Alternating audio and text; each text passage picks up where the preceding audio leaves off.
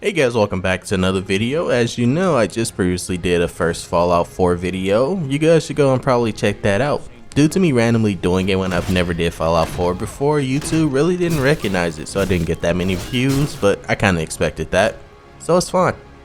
But today we got some of the newest mods to touch Skyrim while I've been focusing on modding Fallout 4, and these mods are going to absolutely blow you away. So make sure you hit that like button down below and subscribe to the channel. But without further ado, let's dive right in. First mod we got up today is for the second most used female in all of Skyrim not safe for work videos, Aela. And yes, I did do the research for that. Don't ask how I got the numbers, but I did. But this mod is called Follower Dialogue Expansion, Aela the Huntress. This mod is by &BGod. This mod it's over 200 immersive and lore friendly voice lines, based on the description, not my words. But basically like improved follower dialogue for Lydia, but more compatibility friendly, because now Aela is aware of your actions, locations, and the quests that you complete with her. So now she's not just some barbarian woman who can turn into a werewolf never when she feels like it. Now she's actually a little smart. Footsteps. I mostly grew up with my pa. He taught me everything he knew about fighting and hunting. We lived in the woods, secluded from the rest of the world. Between us and the calling of the wilds, there were only prey and thrill. Occasionally, she would come home to visit Pa and I, and we would hunt together. Just those same Although ruffians really, I I was think bringing she in only for the returned to shadow see if I shields. was good enough to be a So shield much maiden wasted yet. breath and I don't actually use complete face overhauls besides my apocalypse, and I have no issues from that. Like usual face overhauls, and that's already an instant plus by me. I don't know why face overhauls always ruin AI packages, but not this time. And even though I'm a few days late to reviewing this, which is not very usual for me, there's no bug reports for this, just downloads and praise from the comments. So I highly recommend this mod if you want to actually use Aela for other things besides maybe OSTEM, but we're just gonna move on. Up is the greatest mod I've ever seen in decades. It made me finally realize why I mod Skyrim even through all the depression, and why you watch this channel, because it's pretty much unlike anything you've ever seen before. This mod is called Skyking Signs. Okay, maybe I probably oversold that a little bit, maybe a lot, but I mean come on, it's about Skyking. That's pretty much an instant download for me and many others. This mod has unique designs to each shop around Skyrim, so you will actually decide to look at them, or if you decide to look at the signs, because I'll be honest, I don't know what stores have signs and which ones don't. I just retexture them and call it a day, because in vanilla Skyrim it's pretty ugly. But now they actually look beautiful, and I won't be ashamed to walk past these shops anymore. I'll be honest though, I was using WizKid signs, which is great on their own, but it is kinda huge. It's about 400 megabytes to be specific, while this one is only a small 60 megabytes. So I might make the switch just solely on the size alone. Skyking and WizKid are kinda fighting for my love, and neither of them know it. It's kinda weird. The next mod up is by Skeever. While not strictly compatible with my list, it probably will be one day. This mod is called Unique Wooden Bridges. It uses base object swapper to place wooden bridges all around Skyrim, replacing those ugly stone bridges that you keep trying to find retextures for. I do use LuxVia, and that's probably why I said it's not going to be compatible with my list, but honestly, knowing GG Unit, he will try and make a patch, because I know there are people already hounding him for patches.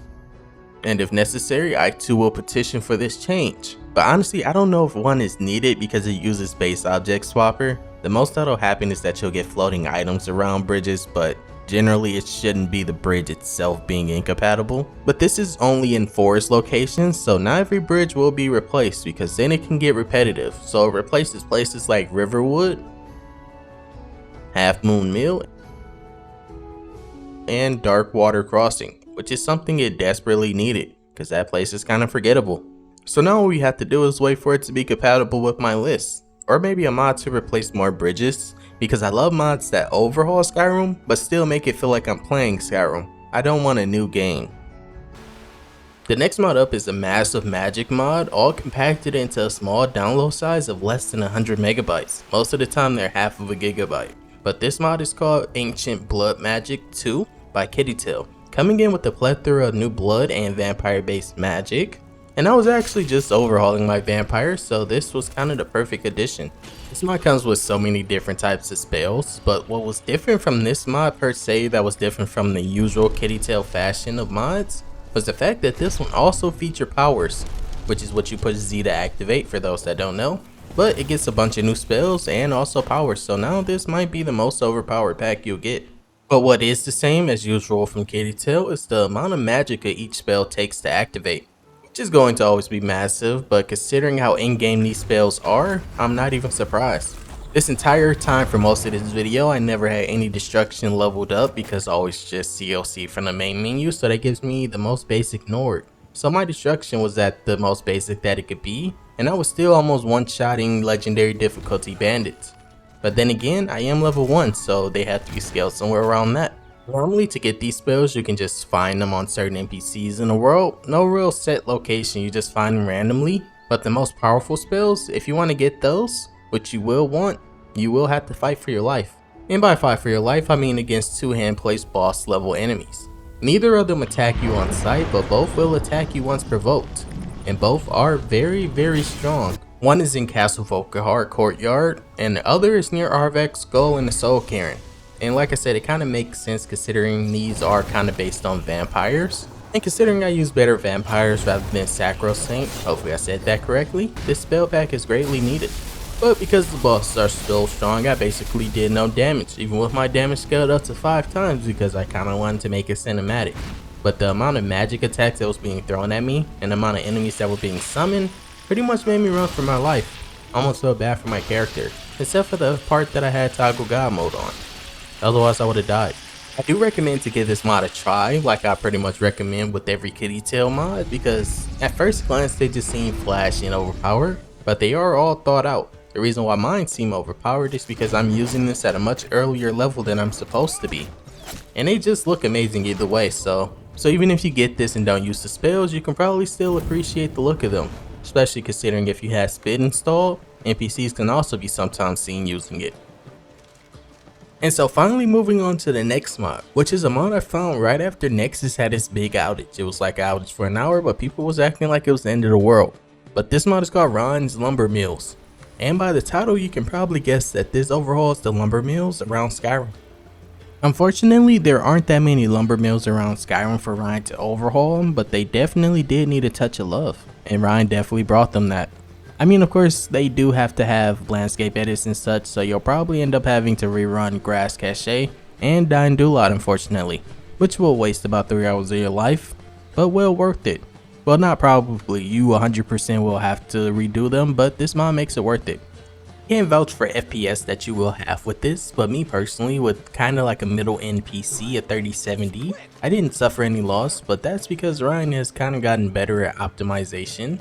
So I highly recommend giving this a try just to see at least how much FPS you will have, because honestly, Skyrim on its own is a little dry.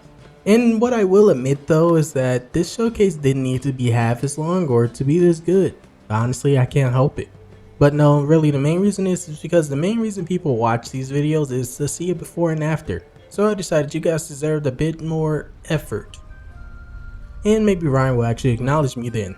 But maybe not. Either way, did it for you guys. When I do these showcases, I'm pretty much experiencing them at the same time as you. Sometimes I don't even fully know what I'm getting into. And honestly, if you trust me, and you're able to sacrifice one more spot in your list, because I mean this is a ESL, but if you're able to add one more mod, I would recommend this one. Now we just gotta wait a few more months to see what Ryan does next. But either way, I'll probably be showcasing it again. The next one is pretty simple. This one is called Koralina's Aesthetics Hair Collection. This mod just features 3 small but pretty immersive to Skyrim hairstyles that feature SMP also, which is the selling point for me. The most basic one doesn't move like the rest, well the other 2, but that's pretty much fine because it would look weird if it did, but the other 2 that move are pretty nice. The hair doesn't just go crazy blowing everywhere, it actually feels like actual hair. I mean it could move a little bit more if I'm being honest, but considering how much wind is in Skyrim, adding more physics to these might ruin the entire style, including your FPS. The only thing disappointing about this mod is that I'm just now finding out about it. And if you were maybe wondering, yes, the third one is my favorite, but I feel like that's obvious. Let me know which one of these was actually your favorite down below in the comments. I'm always curious to know what people are actually looking for, especially since modding is now so diverse in 2024. For me, I'm always looking for something graphical, a graphical enhancement that doesn't destroy my FPS, since I got my gameplay down perfectly, or at least how I want it. But that was it for today, guys. Let me know what you thought about this video and what you think I can improve on. But on your way down there to trash me, make sure you hit that like button and maybe subscribe to the channel if you're feeling generous today. Cause we're almost there to 10k, maybe about June I'll get it. But I hope you have a great rest of your day. Peace and love, guys.